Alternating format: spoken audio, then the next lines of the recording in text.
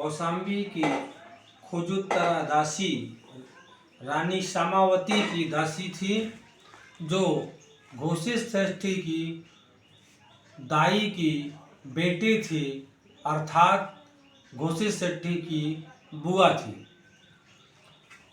कौशाम्बी के घोषित शेट्टी की दाई थी खुजुत्तरा। इसका मतलब है कि उसके बुआ थी। और खुजुत्तरा दासी रानी सामावती की दासी थी। खुजुत्तरा बचपन से कमर से कुबड़ी थी, जिसे बचपन में लोग उत्तरा के नाम से पुकारते थे। कुबड़ी होने के कारण कुब्ज उत्तरा कहकर पुकारते थे। इसी कारण से उसका नाम कुब्ज उत्तरा से बदलकर खुजुत्तरा पड़ गया। खुजुत्तरा का कार्य था प्रतिदिन रानी सामावती के लिए 8 करसापण के मूल्य के फूल लेने सुमना माली के यहाँ से लाकर देना था, जिससे खुजुत्तरा 4 करसापण का फूल लाती थी और 4 करसापण चोरी करके रख लेती थी। एक दिन सुमना माली घोषित के पास गई और बोली, क्या एक दिन बुद्ध मेरे घर पर भोजन की सेवा एवं शिक्षा का अवसर दे सकते हैं?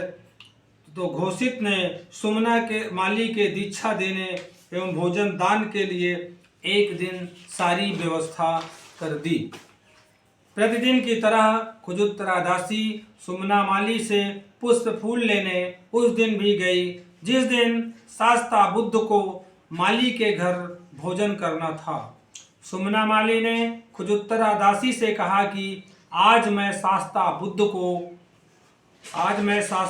को अपने भोजन के लिए आमंत्रित किया है।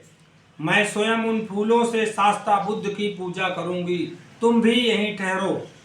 शास्ता बुद्ध मंगलकारी धम्मोपदेश भी सुनने को मिलेगा। खुजुत्तरा दासी सुमना माली के घर रुक गई। शास्ता बुद्ध से प्रवचन में सुना, अदिन्ना दाना वीरमणि शिक्षा पदं समादयामि।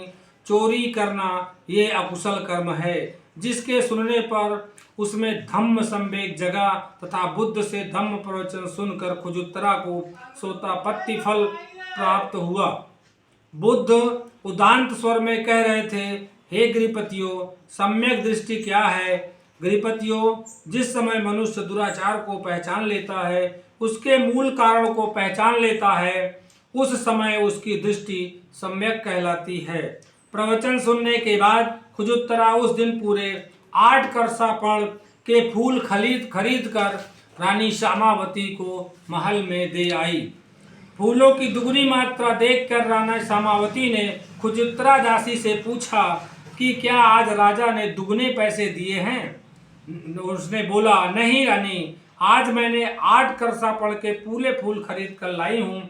इसके पहले प्रतिदिन मैं 4 करसापण का फूल खरीद कर लाती थी और 4 करसापण चोरी से छिपाकर रख लेती थी। रानी सामावती ने कहा कि आज 4 करसापण क्यों नहीं चोरी किया? खुजुत्तरा दासी ने कहा कि आज मैंने शास्ता बुद्ध से धम्मोपदेश को सुनकर धम्मानुसार जीवन यापन का व्रत संकल्प लिया है। खुजुत्तरा ने अपनी चोरी के लिए क्षमा मांगी।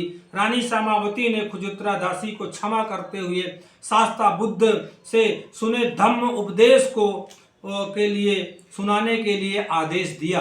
खुजुत्तरा दासी ने पहले स्नान करने का संकेत दिया। रानी ने खुजुत्तरा को 16 गंधमय जल से भरे घड़े से नहलवाया और नए वस्त्र पहनने को दिए। दासी ऊंचे बिछे हुए आसन पर बैठ गई। दासी ने बुद्ध के सुने प्रवचनों को ज्यों का त्यों प्रवचन के रूप में सुनाया। रानी सामावती के साथ महल की सभी 500 स्त्रियां सुनकर सोतापत्ति फल में प्रतिष्ठित हुई। सभी ने दासी खुजुत्तरा को माता कहकर उसका अभिवादन किया। रानी सामावती ने कहा, आज से आपके लिए कार्य नहीं है, आप प्रतिदिन शास्ता बुद्ध द्वारा उपदिष्ट धम्मोपदेश को सुनकर हमें आकर सुनाया करो। खुजुत्तरा आगे चलकर धम्म की अरहत प्राप्त हो गई। रानियों को अपना महल छोड़कर बगैर सुरक्षा के बाहर जाना वर्जित होता था, जिससे रानी सामावती बुद्ध का दर्शन नहीं कर सकती थी। खुजुत्तरा ने रानी सामावती को बताया, बुद्ध शास्ता प्रतिदिन ही अपने महल के पास के रास्ते से भिक्षु संघ के साथ यमुना नदी में स्नान करने हेतु जाते हैं। रानी सामावती से बुद्ध के जाने के रास्ते पर दीवाल में दर्शन करने के लिए छेद बनवा लिया। इससे रानी सामावती दीवाल के छेद से प्रतिदिन बुद्ध का दर्शन करती थी। शास्त्रा ने खुजुत्तरा के संबंध में कहा कि भिक्षुओं, मेरी श्राविकाओं और उपासिकाओं में जो कि बहुश्रुत एवं धम्मोपदेशिका कहलाती है, ये खुजुत्तरा ही सर्वश्रेष्ठ है। रानी सामावती खुजुत्तरा नामक दासी के द्वारा बुद्ध के धम्म प्रवचन सुनने पर हमेशा के लिए बुद्ध उपासिका बन गई। खुजुत्तरा द्वारा प्रतिदिन रानी सामावती सहित सभी दासियों को प्रवचन सुनाने को संकल्पित रूप में पाली भाषा के साहित्य की धरोहर बन गए और इलिवट्टिका नामक संग्रह पुस्तक के रूप में सुरक्षित रखे गए हैं। धन्यवाद।